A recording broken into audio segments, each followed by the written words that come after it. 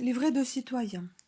La France est une démocratie. Les dirigeants de l'État sont élus au suffrage universel. Cela signifie que tous les citoyens, hommes et femmes, ont le droit de vote. Les principes de la République sont une conquête de l'histoire. La République est un régime politique dans lequel les dirigeants élus gouvernent au nom du peuple. Elle est fondée sur des lois que tous doivent respecter. L'avènement de la République a été progressif et le fruit de plusieurs combats. Le 14 juillet 1789, le peuple de Paris s'empare de la prison royale de la Bastille, symbole de la liberté. Le 14 juillet est devenu la date de notre fête nationale. À cette époque a été composé l'hymne national, la Marseillaise. Marianne est le symbole de la République. Sa statue, placée dans toutes les mairies, rappelle la Révolution française. Le drapeau tricolore bleu-blanc-rouge date également de la Révolution. La langue de la République est le français. La République garantit le respect des principes de liberté, d'égalité et de fraternité. Ces trois mots constituent sa devise. La liberté. Les libertés fondamentales sont garanties. Liberté de penser, liberté de croyance, liberté de s'exprimer, liberté de se réunir. La République est installée de façon stable en 1875. Dans les années 1880, des lois garantissent la liberté de la presse. L'école primaire devient obligatoire et l'école publique devient gratuite et laïque. Avez-vous le droit de tout dire, de tout exprimer publiquement ? La liberté d'expression est un droit fondamental. Cependant, elle a des limites pour respecter les droits des autres. Il est ainsi interdit de diffuser des injures, des propos diffamatoires, des provocations à la haine ou de faire l'apologie de crimes contre l'humanité. L'égalité. Tous les citoyens ont les mêmes droits et les mêmes devoirs, quel que soit leur sexe, leur origine, leur religion, leur opinion ou leur orientation sexuelle. La Déclaration des droits de l'homme et du citoyen, on verra ça à la fin du livret, date de la Révolution française de 1789. Elle assure la liberté et l'égalité de tous les citoyens. La loi accorde les mêmes droits aux femmes et aux hommes. L'administration peut-elle refuser la nationalité française à une personne ne respectant pas l'égalité homme-femme ? Oui, même si cette personne est mariée avec un ou une Française, un Français ou une Française, l'égalité homme-femme fait partie des valeurs essentielles de la République. L'adhésion à ces valeurs est évaluée au cours de l'entretien d'assimilation. La fraternité. La France est fondée sur la volonté de vivre ensemble des citoyens français. Cette volonté se traduit par la solidarité entre les citoyens. Depuis 1945, le système de sécurité sociale financé par les entreprises et tous ceux qui travaillent en France en est l'application. La France condamne les discriminations, c'est-à-dire toutes les pratiques qui défavorisent une personne ou un groupe par rapport aux autres. Le racisme est un délit. Un employeur ne peut refuser d'embaucher un salarié en raison de ses origines, de son appartenance à une ethnie ou à une religion ou de son sexe. Toute décision, embauche, promotion, etc. de l'employeur doit être fondée sur des raisons professionnelles et non personnelles. Traiter moins favorablement quelqu'un en raison de ses origines, de sa religion ou de son sexe est une discrimination. La laïcité. La laïcité est un principe fondamental de la République. Elle signifie deux choses. L'État est neutre envers les religions, il n'est d'aucune religion, la religion relève de la vie privée de chacun. L'État garantit la liberté religieuse, chacun est libre de croire ou de ne pas croire et d'adopter la religion qu'il souhaite. Ce principe est ancien, il est consacré par la loi de 1905 qui sépare les églises de l'État. Les citoyens et citoyennes ont des droits et des devoirs. Chacun doit respecter les lois et les règlements. Les règles essentielles applicables entre les personnes sont définies par le Code civil. Il existe aussi des règles collectives qui portent sur la vie en société et qui sont inscrites dans la loi. Par exemple, le Code pénal définit les délits et les peines qui correspondent à leurs sanctions. Comment vous pouvez vous renseigner sur les lois et les règles en vigueur ? Toutes les lois, souvent regroupées en codes, sont disponibles sur Internet, www.legifrance.gouv.fr. Le site www.vie-public.fr présente les principales règles ainsi que le fonctionnement des institutions. Pourquoi les élèves des écoles, collèges et lycées n'ont-ils pas le droit de porter des signes religieux trop visibles dans les établissements scolaires ? La loi du 15 mars 2004 interdit de porter à l'école des signes ou des tenues qui manifestent ostensiblement, de manière trop visible, l'appartenance à une religion. En effet, l'école est une institution publique qui forme tous les citoyens. Elle doit donc être neutre face aux religions. L'interdiction de porter des signes religieux ostensibles contribue à cette neutralité. Pour les mêmes raisons, les agents publics ne doivent pas montrer leur appartenance à une religion. Quelques droits et devoirs des citoyens français. Les citoyens contribuent au financement des services publics. Tous les citoyens doivent participer à la hauteur de leurs moyens au financement de services publics en payant des impôts. Ils participent au financement de la protection sociale par les cotisations prélevées sur leur salaire. Déclarer ses revenus et payer ses impôts est obligatoire. Tous les citoyens ont accès aux emplois publics. Tous les citoyens ont accès de façon égale aux emplois dans l'administration. Ils sont sélectionnés exclusivement selon leur qualité et leurs compétences. Les citoyens contribuent à la défense nationale. En cas de guerre, tout citoyen peut être appelé dans l'armée à participer à la défense du pays. À partir de 16 ans, les Françaises et les Français doivent se faire recenser à la mairie pour participer à la journée défense et citoyenneté. Une illustration des tirailleurs sénégalais de l'armée française pendant la Première Guerre mondiale entre 1914 et 1918. Cette illustration montre que la mobilisation de tous les Français associant des troupes venues de l'Empire colonial. Parmi les 8 millions de mobilisés, environ 650 000 hommes étaient des soldats de l'Empire colonial, principalement du Maghreb et d'Afrique subsaharienne. La France est une démocratie et un État de droit. Son principe est gouvernement du peuple, par le peuple et pour le peuple. Le pouvoir politique est soumis à la loi. Il doit fonctionner selon les règles. Les lois traitent tous les citoyens de façon égale. L'indépendance de la justice est garantie. Les partis politiques se forment et exercent leur activité librement. L'organisation de l'État est définie par un texte, la Constitution. Notre Constitution actuelle est celle de la Ve République adoptée en 1958. Nos institutions sont fondées sur la séparation des pouvoirs exécutifs, législatifs et judiciaires. Tous les pouvoirs ne doivent pas être exercés par la même autorité. Les principaux responsables de l'État. Le président de la République est élu au suffrage universel pour 5 ans. Il nomme le gouvernement dirigé par le Premier ministre, issu de la majorité aux élections législatives. Le Parlement composé de l'Assemblée nationale et du Sénat vote les lois et contrôle le gouvernement. Les députés à l'Assemblée nationale sont élus tous les 5 ans aux élections législatives. La justice est exercée par les magistrats. Elle sanctionne les infractions à la loi, par la prison ou les autres peines prévues par la loi. Elle règle les litiges entre les particuliers ou les entreprises et entre les citoyens et l'administration. Citoyens. Tous les Français et Françaises âgés de plus de 18 ans et qui n'ont pas été privés du droit de vote par un tribunal. Élisent. Région. Conseillers régionaux élus pour 6 ans. Département. Conseillers conseillers départementaux élus pour 6 ans. Commune. Maires, conseillers municipaux élus pour 6 ans. Élisent les sénateurs. Parlement. Vote les lois au nom du peuple. Il est composé de l'Assemblée nationale et du Sénat, qui contrôle ce Parlement, donc qui contrôle président de la République, élu pour 5 ans, qui nomme le Premier ministre, qui nomme le gouvernement, détermine et conduit la politique de la nation. Au niveau local, 3 collectivités exercent des compétences en application des lois de décentralisation. La commune. La France comporte 36 000 communes. Elles sont administrées par un maire et un conseil municipal. Elles sont responsables notamment des écoles maternelles et primaires, des activités sportives et culturelles, de l'entretien des rues. Elles tiennent l'état civil, c'est-à-dire qu'elles enregistrent les naissances, les mariages et les décès. Le département. La France comporte 101 départements. Ils sont administrés par les conseils départementaux. Ils sont responsables notamment des collèges, de la protection de l'enfance, de l'aide aux personnes âgées. La région. Les régions sont administrées par les conseils régionaux.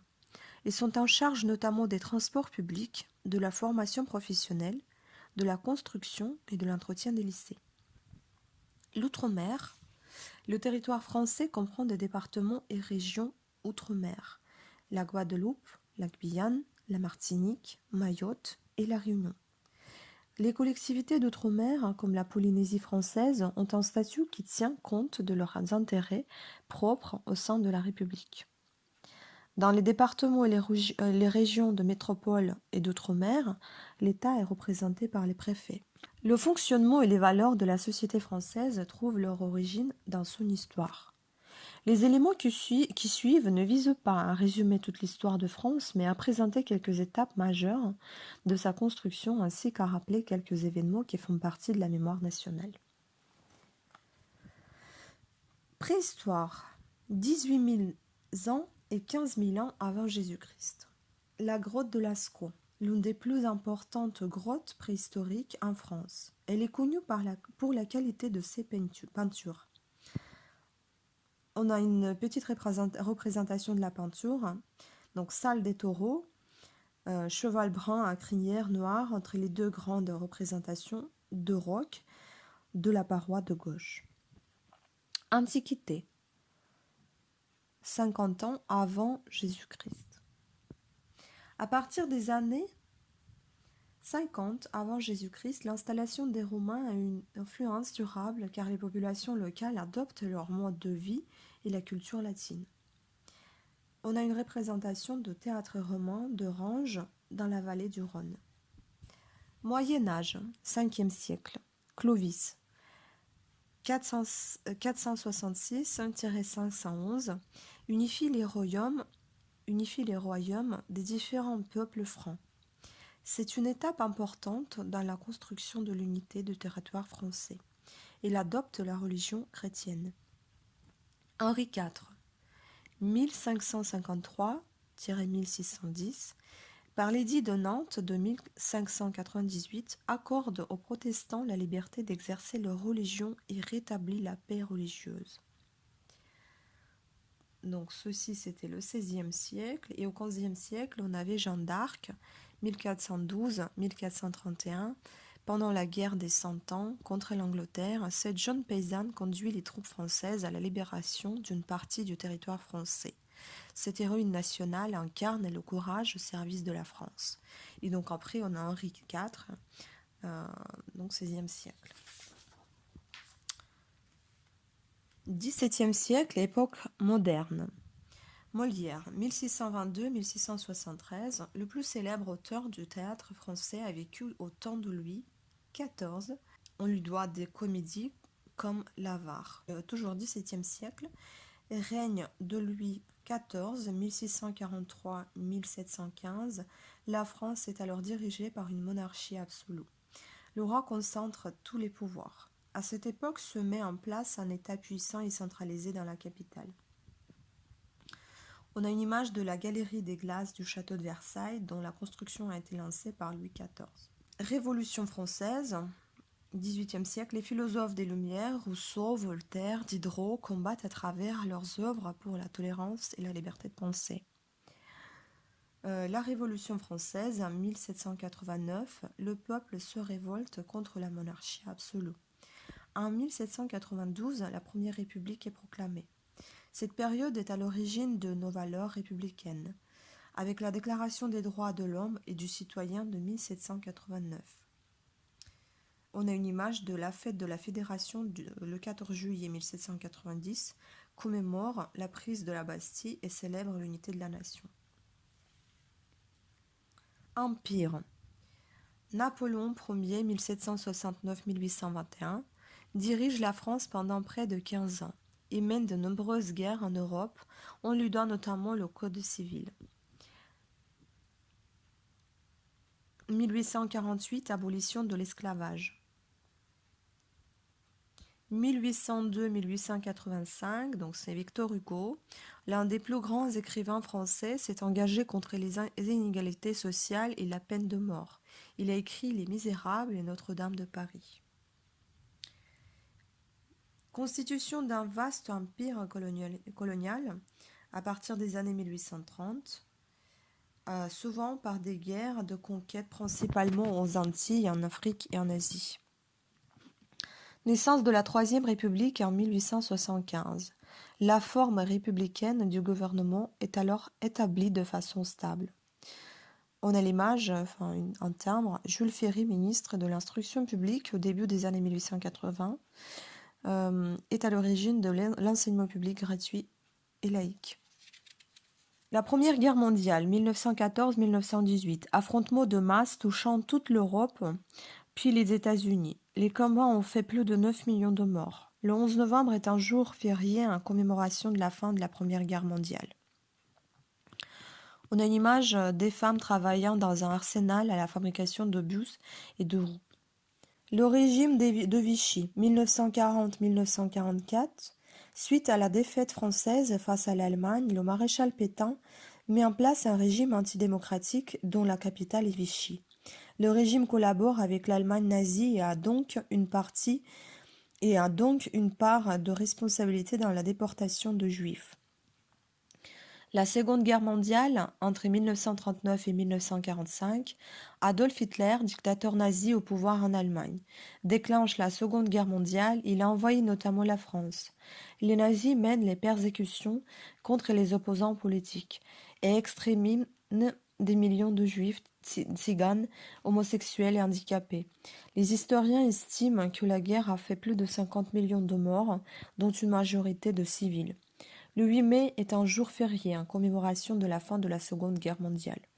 On a une image qui représente le débarquement des Alliés en Normandie le 6 juin 1944 et est une étape décisive dans la libération de la France. Donc ça, c'était le XXe siècle. Et puis on a quand même Charles de Gaulle, ses années de vie 1890 à 1970, chef de la résistance française contre les armées allemandes qui occupent notre pays. Il est artisan de la libération de la France. Bien après la guerre, en 1958, il est à l'origine de nos institutions actuelles, la Ve République. Décolonisation française. 1950-1962. Dans les empires coloniaux européens, les peuples revendiquent leur indépendance. La décolonisation française débute en Asie et s'étend à l'Afrique. Ce processus a donné lieu à des guerres comme celle d'Indochine et d'Algérie. 1950-1981, donc 20e siècle, on est toujours sur la même année. Donc traité de Rome 1957 instaure la communauté économique européenne entre 6 pays d'Europe, dont la France. Son objectif est d'établir une union étroite entre les peuples européens. La construction européenne a fortement contribué à installer la paix en Europe. Donc on a une image de représentation de drapeau européen symbolisant les idées d'unité et d'harmonie entre les Européennes. Mai 68. Le mouvement social étant initié par des étudiants. Il s'étend aux salariés et au monde ouvrier. Ces grèves et ces manifestations sont parmi les plus importantes du XXe siècle. L'âge de la majorité est fixé à 18 ans, 1974. Loi sur l'interruption volontaire de grossesse en 1975, préparée par Simone Veil, elle autorise l'avortement. Abolition de la peine de mort en 1981 en France. La France est riche. Au fil de son histoire, de nombreuses personnes sont venues s'installer et vivre en France. Beaucoup ont fait le choix de la nationalité française. Elle représente une richesse pour notre communauté. Nombre de grands noms ont ainsi contribué par leur talent au rayonnement de la France. Guillaume Apollinaire, les années de vie 1880-1918, né d'une mère russe et d'un père suisse. On doit notamment à ce poète les recueils Alcool et Calligramme. Joséphine Baker, les années de vie 1906-1975. D'origine américaine, elle est la première chanteuse, danseuse et maneuse de revue noire reconnue. Elle s'illustra dans la résistance lors de la Seconde Guerre mondiale. André Chédid, les années de vie 1920-2011. Né en Égypte, au Caire, d'une mère syrienne et d'un père libanais. C'est une femme de lettres et poète française. Marc Chagall, Les années de vie 1887-1985. Peintre d'origine russe, on lui doit notamment la décoration du plafond de l'Opéra de Paris. Valérie Benguigui. Des années de vie 1961-2013. D'origine algérienne, cette actrice a tourné dans plusieurs films Le Prénom et séries télévisées Avocats et associés.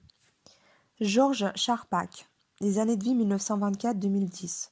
Ce physicien d'origine polonaise, pionnier de l'imagerie biomédicale et de la détection des particules, reçoit le prix Nobel de physique en 1992. Marie Curie, les années de vie 1867-1934. Physicienne née en Pologne. On lui doit la découverte de l'atome au début du XXe siècle. Elle est inhumée au Panthéon. Dalida, 1933-1987. Chanteuse d'origine égyptienne, ses succès populaires sont très nombreux. Bambino, il venait d'avoir 18 ans, laissez-moi danser. Léon Gambetta, 1838-1882. Petit-fils d'un commerçant italien, fervent, républicain, il aide la France à se relever après la défaite de 1870. Il est un des pères de la Troisième République. Françoise Giroud, 1916-2003. D'origine suisse, cette personnalité majeure de la presse française, cofondatrice de l'Express, a été 2 fois secrétaire d'État. Romain Gary, 1914-1980. D'origine russe, c'est le seul écrivain à recevoir le prix Goncourt à 2 reprises. La première fois en 1956 sous son vrai nom pour Les Racines du ciel, la seconde en 1975 sous le pseudonyme d'Émile Ajar pour La vie devant soi. Vassili Kandinsky, 1866-1944, peintre d'origine russe, il est l'un des fondateurs de l'art abstrait. Joseph Kessel, 1898-1979. Ce grand reporter et romancier, né en Argentine, est élu membre de l'Académie française en 1962. Myriam Makeba, 1932-2008. Cette femme engagée dans la lutte contre l'apartheid est la première chanteuse sud-africaine Pata Pata à obtenir un Grammy Award. Alain Mimoun, 1921-2013, athlète d'origine algérienne, cet ancien combattant de la Seconde Guerre mondiale a remporté le marathon des Jeux olympiques en 1956. Georges Moustaki, chanteur d'origine italo-grecque, à partir des années 1960, il s'affirme comme l'un des grands noms de la chanson française. Aaron Tazieff, 1914-1988, né à Varsovie, ce père de la volcanologie contemporaine a largement contribué à faire connaître au grand public ces disciplines. Léon Zitrone, 1914-1995, né en Russie, ce journaliste deviendra célèbre grâce aux émissions qu'il anime ou co-anime Interville, Tour de France, commentateur de grands événements. Seuls sont mentionnés ici des personnes naturalisées. Beaucoup d'autres auraient pu être cités. Par ailleurs, la France connaît de nombreux talents, parmi des Français issus de l'immigration comme Michel Platini, Zinedine Zidane, Jamel Debbouze, Gad Elmalek, Marine Diet. La place de la France. Les citoyens français sont des citoyens européens. La France est l'un des pionniers de la construction européenne. En 1957, elle est l'un des membres fondateurs de la communauté économique européenne. En 1992, l'Union européenne, UE, est créée, qui associe plus étroitement les États membres. Aujourd'hui, l'Union compte 28 États membres qui partagent des principes démocratiques. La Charte des droits fondamentaux de l'Union européenne, adoptée en 2000, garantit les droits des personnes. Depuis 1992, les citoyens français sont aussi citoyens européens. Ils votent aux élections du Parlement européen tous les 5 ans. Ils sont libres de circuler, de travailler, d'étudier, de s'installer dans les autres pays de l'UE. Dans ce cas, ils peuvent voter aux élections locales du pays dans lequel ils sont installés. Depuis 2000, la France partage avec 17 autres pays membres de l'Union européenne une monnaie unique, l'euro. La France est la 5e puissance mondiale. La France est membre de nombreuses organisations internationales. Elle est membre permanent du Conseil de sécurité de l'Organisation des Nations Unies, ONU. Elle est à l'initiative du quart des Pardon. Il est à l'initiative du quart des résolutions votées depuis 2002. Certaines sont à l'origine d'opérations militaires dans des zones de conflit. La France dans l'Europe et dans le monde. La langue française. Le français est parlé couramment par 200 millions de personnes dans le monde. Les Français ne représentent que 1% de la population mondiale, mais les personnes qui parlent français sont reparties dans 70 pays. L'importance économique de la France. La France compte une centaine de grands groupes de plus de 10 000 salariés. Ces entreprises multinationales françaises sont présentées dans de nombreux pays. L'économie française a des secteurs d'excellence comme l'aéronautique ou de luxe, dont certaines marques sont connues dans le monde entier. Célèbre pour ses monuments et sa culture, la France est la première destination touristique au monde. Le tourisme est un élément essentiel de notre économie. Donc on a deux images qui représentent l'avion A380 Airbus, dont le premier vol a eu lieu en 2005, et puis une autre, la Tour Eiffel, a été construite par l'ingénieur Gustave Eiffel pour l'exposition universelle de 1889. C'est un monument très fréquenté avec plus de 7 millions de visiteurs par an. Quelques caractéristiques de la France et du territoire français. En 2014, la France compte 66 millions d'habitants. Son territoire s'étend sur 675 000 km² à métropole et outre-mer. La France compte 17 agglomérations de plus de 500 000 habitants. Réparties sur l'ensemble du territoire, ces métropoles ont une dimension internationale. Les 10 plus importantes, selon le recensement de 2011, sont Paris, Lyon, Marseille, Toulouse, Lille, Bordeaux, Nice, Nantes, Strasbourg et Rennes. Quelques sites remarquables. Vous avez les images de Mont Blanc, sommet de la chaîne des Alpes et la plus haute montagne d'Europe, 4810 mètres. Image de Mont-Saint-Michel est un îlot rocheux situé en Normandie dans une baie sur laquelle s'élève une abbaye. Il est classé au patrimoine mondial de l'humanité par l'UNESCO. Et la troisième image, la France est parcourue par des fleuves importants, la Loire, la Seine, la Garonne, le Rhône, le Rhin. La Loire est le plus long fleuve français. Ici, vous avez la représentation de Château-Royal d'Amboise sur la Loire, Xe siècle. On a également la représentation de la carte administrative des départements de la France. C'est sur la page 23. Et pour terminer, la dernière page de la Déclaration des droits de l'homme et du citoyen de 1789. Article 1er. Les hommes naissent et demeurent libres et égaux en droit. Les distinctions sociales ne peuvent être fondées que sur l'utilité commune. Article 2. Le but de toute association politique est la conservation des droits naturels et imprescriptibles de l'homme. Ces droits sont la liberté, la propriété, la sûreté et la résistance à l'oppression. Article 3. Le principe de toute souveraineté réside essentiellement dans la nation. Nul corps, nul individu ne peut exercer d'autorité qui n'en émane expressément. Article 4. La liberté consiste à pouvoir faire tout ce qui ne nuit pas à autrui. Ainsi, l'exercice des droits naturels de chaque homme n'a de borne que celle qui assure aux autres membres de la société la jouissance de ces mêmes droits. Ces bornes ne peuvent être déterminées que par la loi. Article 5. La loi n'a le droit de défendre que les actions nuisibles à la société. Tout ce qui n'est pas défendu par la loi ne peut être empêché et nul ne peut être contraint à faire ce qu'elle n'ordonne pas.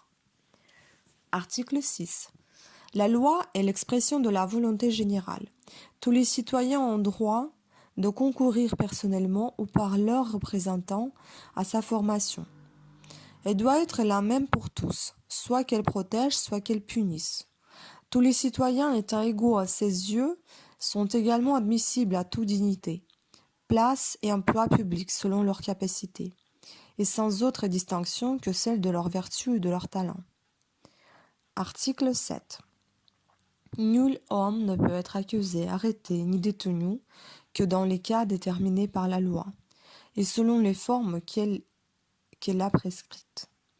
Ceux qui sollicitent, expédient, exécutent ou font exécuter des ordres arbitraires doivent être punis, mais tout citoyen appelé ou saisi en vertu de la loi doit obéir à l'instant. Il sera coupable par la résistance.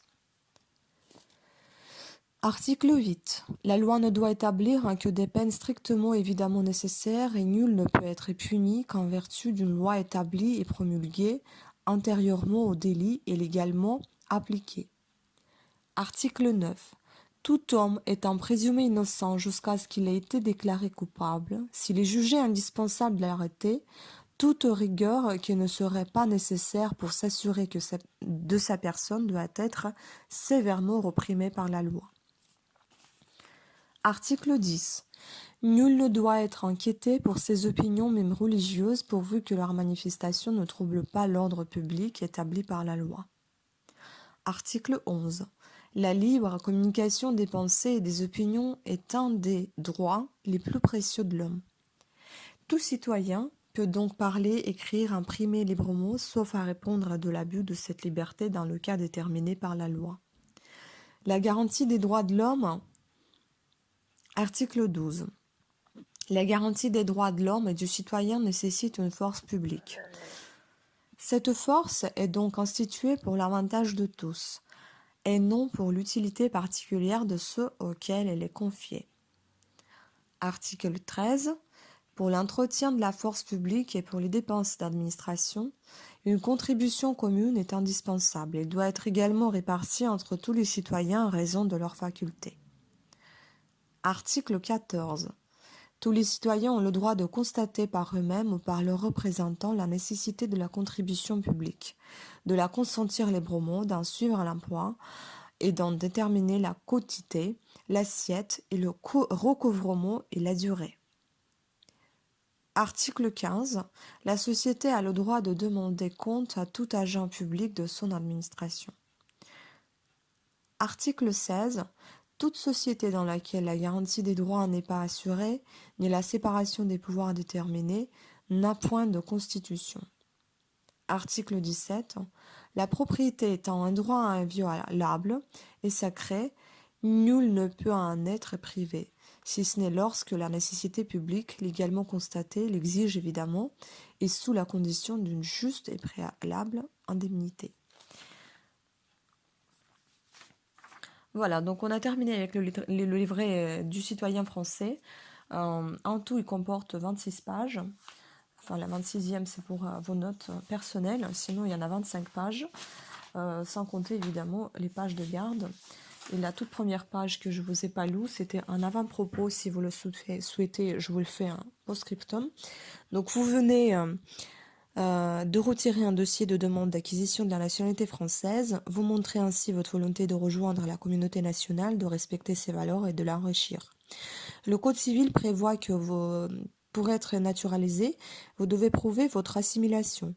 L'assimilation à la société française ne signifie pas être tous semblables ou vivre selon un modèle particulier, mais vous devez adhérer aux principes et aux valeurs essentielles de la République française et avoir une connaissance suffisante de la langue, de l'histoire, de la culture et de la société française, ainsi que des droits et devoirs conférés par la nationalité.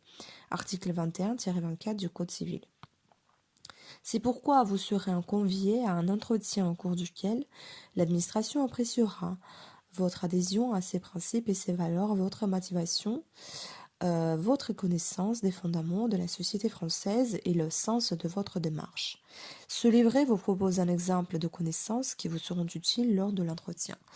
Voilà, sur ce, je m'excuse pour quelques fautes que j'ai pu commettre, pour peut-être mon accent ou une mauvaise prononciation de quelle que soit la parole. N'étant pas française, bien évidemment, je partage tout simplement ce livret en audio avec vous parce que parfois on n'a pas forcément le temps de lire. Donc on peut l'écouter à volonté tout le long de vos journées, vos trajets, votre pause café, etc. Donc, ou bien quand vous n'avez pas la possibilité de lire en marchant, vous pouvez toujours l'écouter et lire au réveil ou bien au coucher. Voilà, merci à toutes et à tous de votre attention et à très bientôt. Ciao.